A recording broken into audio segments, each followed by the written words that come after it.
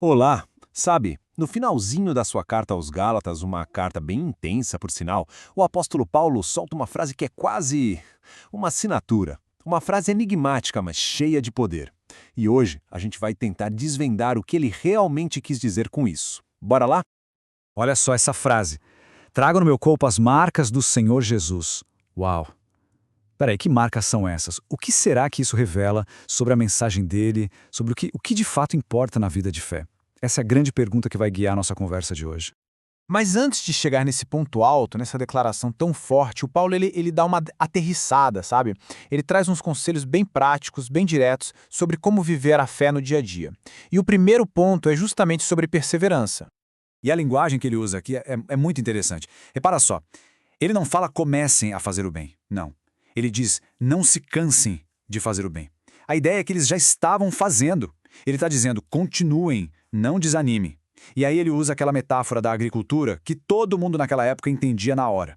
É como se ele dissesse, olha, a colheita vai chegar, com certeza, mas só para quem não larga o arado no meio do caminho, né? Ok, fazer o bem. Mas para quem? Paulo é claro, para todo mundo. Só que ele coloca uma prioridade, um foco especial. Ele fala dos domésticos da fé. Que termo, né?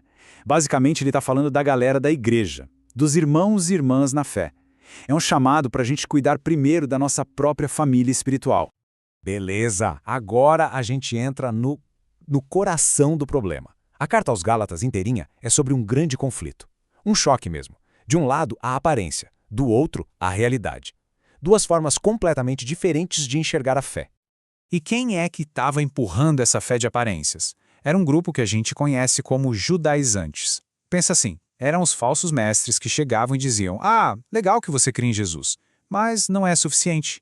Para ser um cristão de verdade, você que não é judeu precisa se circuncidar e seguir a lei de Moisés à risca. No fundo, o que eles queriam era adicionar um monte de regras humanas à salvação que Cristo já tinha conquistado. E quando a gente coloca os dois lados, um do lado do outro, o contraste é gritante, né? A motivação dos judaizantes era toda superficial. Eles queriam, como o próprio Paulo diz, mostrar boa aparência na carne. E, talvez o mais importante, eles queriam fugir da perseguição que a mensagem da cruz trazia. O foco era todo no exterior, nos rituais. Já o Paulo era o oposto. Ele tinha um foco só, uma motivação só, uma única razão para se orgulhar: a cruz de Cristo. E ponto final. E aqui o Paulo joga real, ele expõe a hipocrisia do grupo. Ele fala, olha, nem esses caras que exigem a circuncisão conseguem guardar a lei toda. O objetivo deles não era agradar a Deus de jeito nenhum, era se vangloriar. Era poder apontar e dizer, viu? Aquela pessoa se circuncidou por nossa causa. Eles queriam se gloriar na carne dos outros, no ato físico. E tudo isso nos traz de volta para a nossa pergunta lá do começo. Se a marca que os judaizantes queriam impor era a circuncisão, uma marca feita para evitar sofrimento, quais eram então as verdadeiras marcas que o apóstolo Paulo carregava no corpo dele? Então vamos lá. Quais são as verdadeiras marcas de Cristo? A resposta do Paulo simplesmente vira o jogo. Ela redefine tudo, porque não se trata do que a gente evita, mas sim do que a gente abraça por causa do Evangelho. As marcas de Paulo não eram um ritual, eram cicatrizes. Cicatrizes de verdade. Pensa no que esse homem passou. Foi açoitado, preso, apedrejado, quase morreu, naufragou, enfrentou perigos de todo tipo, foi traído por gente que se dizia irmão na fé e ainda por cima sentiu o peso e a pressão de cuidar de todas as igrejas. E o mais incrível é que ele não lista isso para se queixar, não, ele apresenta isso como as credenciais dele, como prova de autenticidade. Essas eram as marcas dele, a prova de uma vida totalmente entregue à causa do Evangelho. Então aqui está o ponto central de tudo. Existe um abismo, uma diferença gigantesca entre uma marca externa que você faz para se encaixar, para evitar problema, e as cicatrizes, sabe? Aquelas marcas físicas e emocionais que vêm como consequência de uma vida de serviço fiel, de perseguição por amor a Cristo. E aí que a gente chega no clímax do argumento de Paulo, a ideia principal de toda a carta aos Gálatas, a única coisa que, no final das contas, realmente importa.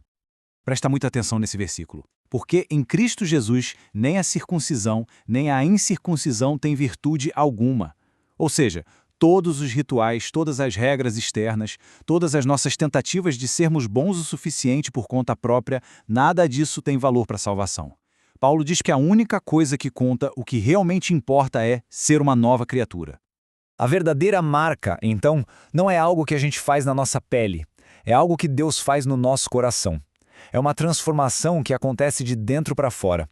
É a realidade lá no fundo de ter sido refeito, recriado pela fé em Jesus. Tá, mas como é que essa transformação acontece? A resposta de Paulo está do começo ao fim da carta, na primeira e na última palavra: graça. É a graça de Deus que faz isso. E não é só lá no comecinho, na hora da salvação. É a graça que sustenta, que capacita a gente a viver essa nova vida, dia após dia. É como diz um dos lemas da Reforma, né? Somente a graça e não o nosso esforço é o que pode nos levar para perto de Deus. E a gente termina assim, com essa mesma graça de Deus. A carta aos Gálatas é uma defesa apaixonada e atemporal do Evangelho puro e simples. E ela nos deixa com essa pergunta, esta reflexão para hoje. No nosso mundo que é tão obcecado com aparência, com filtros, com performance, o que significa de verdade viver não por uma marca externa, mas pela realidade, lá dentro, de ser uma nova criatura,